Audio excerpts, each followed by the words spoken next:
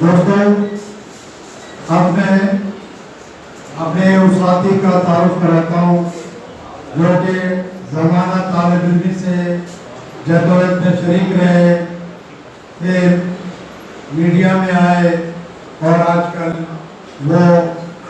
مختلف T V چینلوں میں ایک سیاسی تجزیہ نگار کے طور پر ہمارے سامنے آئے ہیں۔ مظہر عباس مظہر عباس صاحب، آپ زمانہ طالب علمی میں نعرے لگاتے تھے کہ حسن ناصر کا راستہ ہمارا راستہ، اور حسن ناصر کی شہادت 60 کی دہائی میں ہوئی جب 70 اور 80 کی دہائی میں طالب علم تحریک میں حسن ناصر کے نعرے گونجتے تھے، تو آپ کو آج کی صورتحال ویسے ہی لگ رہی ہے یا کچھ اس سے مختلف دیکھ رہے ہیں؟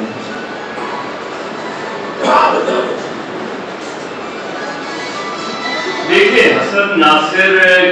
کی شہادت کے بعد حسن ناصر کو کیوں ہم باقی جو لوگ ہیں، باقی جو جدوجہد کے ساتھیوں سے مختلف پاتے ہیں؟ میرے خیال میں حسن ناصر پاکستان کی سیاست کا پہلا شہید ہے، اور یہ بذات خود اس کو کمیونسٹ پارٹی آف پاکستان کیوں ایک تھریٹ سمجھی گئی ریاست کے لیے، بائیں بازو کی سیاست پر کیوں سب سے زیادہ جو ہے وہ آپریشن ہوئے، سب سے زیادہ کریک ڈاؤن ہوا۔ کوئی بہت بڑی جماعت نہیں تھی، کوئی بڑی مین اسٹریم پولیٹیکل پارٹی نہیں تھی، حسن ناصر ہو یا رضی عباسی ہو یا جیسے اور بھی جتنے لوگ ہیں، جام صافی اور دیگر لوگ، وہ کیوں ریاست کے لیے بہت بڑا خطرہ سمجھے جاتے تھے؟ یہ میرا خیال ہے وہ سوال ہے جو اس کو ڈسکس کرنے کی ضرورت ہے۔ بنیادی طور پہ جو ریاست خوفزدہ ہوتی ہے وہ عوامی اجتماع سے نہیں ہوتی، ریاست جو خوفزدہ ہوتی ہے وہ سوچ سے ہوتی ہے، جو سوچ پینیٹریٹ کرتی ہے، جو لوگوں کے دلوں میں اتر جاتی ہے، سے زیادہ ریاست خوفزدہ ہوتی ہے۔ اور شاید یہی وجہ ہے کہ پاکستان کے قیام کے فوراً بعد جو ریاست نے ٹارگٹ کیا وہ دو چیزوں کو ٹارگٹ کیا، ایک بائیں بازو کے نظریے کو اور دوسرا اظہار رائے کو۔ یعنی وہ سارے قوانین پاکستان میں لائے گئے، لاگو کیے گئے جو انگریزوں کے زمانے میں جدوجہد آزادی کو کچلنے کے لیے بنائے گئے، وہ پاکستان ایکٹ کے تحت قوانین پاکستان میں لاگو کر دیے گئے، اور وہ ایک تھریٹ تھا۔ حالانکہ ویسے اگر آپ دیکھیں تو کمیونسٹ پارٹی آف انڈیا نے پاکستان کے قیام کی حمایت کی تھی، اور اس کے بعد بھی Sajjad Waheed party of India میں بھی اختلاف پایا جاتا تھا اس وقت کہ کیا وہاں کے کمیونسٹوں کو بھیجنا چاہیے یہاں آ کے، یا یہاں کے لوگوں کو خود کمیونسٹ پارٹی کو خود بنانا چاہیے۔ میرا چونکہ ایک ایسے گھرانے سے تعلق ہے جس کا تعلق کمیونسٹ پارٹی آف انڈیا سے بھی رہا ہے، جس کا تعلق کمیونسٹ پارٹی آف پاکستان سے بھی رہا ہے، اور اکثر یہ بات جو ہمارے ماموں انڈیا میں تھے میدی صاحب، ان سے میں یہ بات جو سجاد وحید اور احتیاطی اور ان کے گروپ سے تعلق رکھتے تھے، انہوں نے کہا یہ بڑی بحث تھی کہ کیا سجاد وحید کو پاکستان بھیجنا چاہیے تھا یا نہیں بھیجنا چاہیے تھا، یا وہی کے لوگوں کو سپورٹ کرنا چاہیے۔ لیکن بہرحال جب کمیونسٹ پارٹی یہاں بنی اور یہاں پہلے ہی دن یعنی پاکستان کے فوراً بعد بھی جو سول اور ملٹری بیوروکریسی تھی اس نے فیصلہ کر لیا تھا کہ پاکستان میں اظہار رائے کی آزادی کو نہیں دینی، اور دوسرا یہ کہ بائیں بازو کے نظریات کو کچلنا، اور اس کا پہلا شکار ظاہر ہے کمیونسٹ پارٹی بنی، اس پر پابندی لگی، اور اس کے ساتھ ہی بند کیا گیا، ایز کی صحبتیں برداشت کی گئیں۔ لیکن جو حسن ناصر کے ساتھ ہوا شاہی قلعے میں، میرا خیال ہے اس کو ہم نے صحیح معنوں میں ڈاکومنٹ نہیں کیا۔ ہم نے بہت ضرورت ہے اس چیز کی کہ حسن ناصر پر ایک ڈاکومنٹری بنائی جائے، شاہی قلعے میں اس کے بعد بھی بہت سے لوگ مارے گئے. شاہی قلعہ اس کے بعد ٹارچر کا ایک بہت بڑا ذریعہ بن گیا, اور اس چیز پر بھی غور کرنا چاہیے کہ اس کے بعد شاہی قلعے کو ٹارچر سیل کے طور پہ ختم کیسے کیا گیا اور کیوں کیا گیا. کیونکہ شاہی قلعے میں ہم نے دیکھا کہ پاکستان کی کچھ پارٹی کے بے شمار لوگ وہاں مارے بھی گئے, وہاں قید و بند کی صحبتیں بھی برداشت کی. اگر ہم جنرل ضیاء کا پیریڈ دیکھیں تو اس میں پاکستان کی کچھ پارٹی کم سے کم ان کے کارکنوں نے جو پھانسیاں قبول کی اور جس طریقے سے قبول کی اور جس طریقے سے وہ ان کو خیر ان کی اپنی پارٹی نے بھی کبھی ڈاکومنٹ نہیں کیا اور نظر انداز کیا. وہ تسلسل ہے, یہ تسلسل صرف حسن ناصر اور نذیر عباسی تک آ کے نہیں روکتا. جب ہم جدوجہد کی بات کرتے ہیں تو ہمیں حسن ناصر اور نذیر عباسی پہ نہیں رک جانا چاہیے. میرا خیال ہے ان سارے لوگوں نے جنہوں نے کہیں نہ کہیں جمہوریت کے لیے, آزادی اظہار کے لیے قربانیاں دی, جدوجہد کی, قید و بند کی صحبتیں برداشت کی, پھانسیاں برداشت کی, کوڑے برداشت کیے, وہ سارے لوگ اس جدوجہد کا حصہ ہیں. اور ان سارے لوگوں کو آپ کو یکجا دیکھنا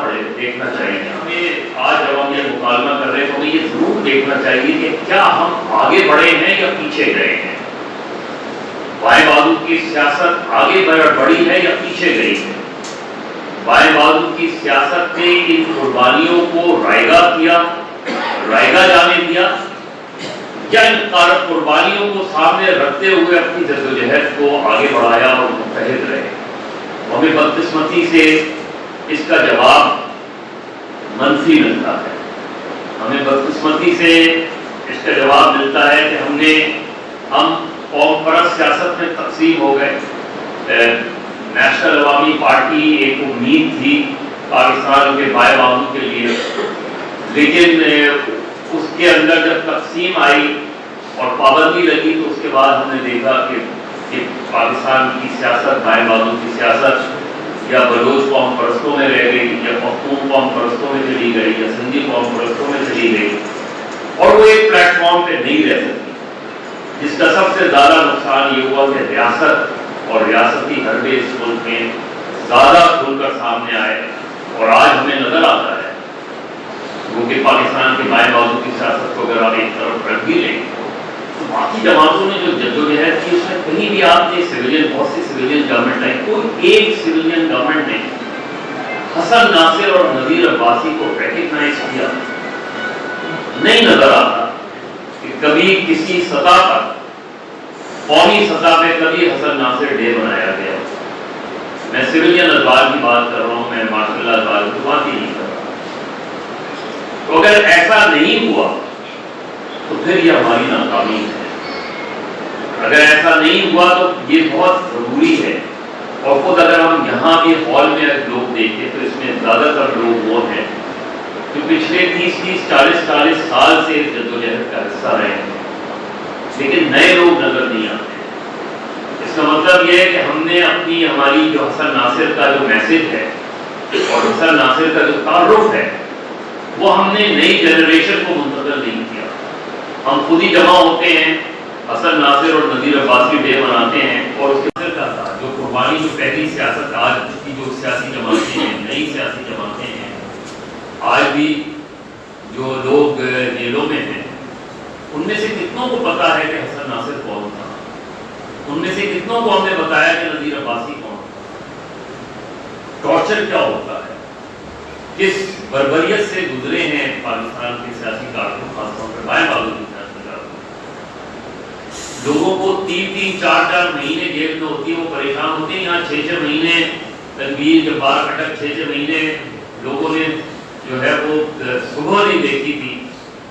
لیکن اس جدوجہد کا پتہ نہیں کسی کو, اس لڑائی کا پتہ نہیں کہ لڑائی کیسے لڑی گئی, کیسے جدوجہد کی گئی. میرا خیال ہے یہ سب سے بڑا آج کے دن کا پیغام ہے کہ اگر ہم اس جدوجہد کو آگے ٹرانسفر نہیں کر پا رہے, اگر ہم اس جدوجہد کو نئی آنے والی نسل کو منتقل نہیں کر پا رہے, اور اس کے لیے آپشن رہ جاتا ہے مسلم لیگ رہ جاتی ہے، پیپلز پارٹی رہ جاتی ہے، تحریک انصاف رہ جاتی ہے، یا دیگر سیاسی جماعتیں رہ جاتی ہیں. لیکن بائیں بازو کی سیاست، بائیں بازو کی سوچ جو ہے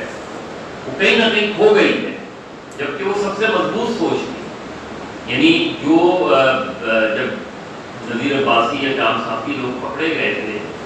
تو ان کے پاس سے ہتھیار نہیں برآمد ہوئے تھے. ہتھیار مسئلہ نہیں تھا ریاست کا، ان کے پاس سے صرف پرچم برآمد ہوا، ان کے پاس سے وہ میٹیریل برآمد ہوا تھا جس سے ریاست خوفزدہ تھی. تو یہ جو چیز ہے، یہ چیز آپ نہیں دے پا رہے ہیں اپنی نئی نسل کو. اور وہ ظاہر ہے کہ آپ اس کو بلیم نہیں کر سکتے اگر وہ ڈائریکشن لیس ہے، آپ بلیم نہیں کر سکتے اگر وہ کسی اور نظریے کے ساتھ جڑ گئی ہے، وہ کسی تبدیلی کے نظریے کے ساتھ جڑ گئی ہے، وہ کسی ووٹ کو عزت دو کے نظریے کے ساتھ جڑ گئی ہے، وہ روٹی کپڑا مکان کے نعرے کے ساتھ جڑ گئی ہے. تو میں اس کو کیوں بلیم کروں؟ اس لیے کہ میں نے اپنا پیغام اس تک نہیں پہنچایا. وہ اگر میں اسے حسن ناصر نہیں سمجھا سکا، میں اسے نذیر عباسی نہیں سمجھا سکا، تو یہ میرا قصور ہے، اس جنریشن کا قصور نہیں ہے. ہم نیشنل اسٹوڈنٹ فیڈریشن اٹھا لیں، آپ ڈیموکریٹک اسٹوڈنٹ فیڈریشن اٹھا لیں، آپ چھوٹے چھوٹے گروہوں میں تقسیم ہو کے ہم نے اپنی ویلیو، اپنی یوٹیلیٹی یہ ختم کر دی. ہم حسن ناصر کو میں یاد کر لوں گا، آپ یاد کر لیں گے تو کیا ہو؟ مجھے پتا ہے حسن ناصر کی قربانی کتنی بڑی تھی، آپ کو بھی پتا ہے حسن ناصر نذیر عباسی کی قربانی کو، لیکن میرے بچے تو نہیں جانتے کون تھا حسن ناصر. تو اگر میرے بچے نہیں جانتے تو پھر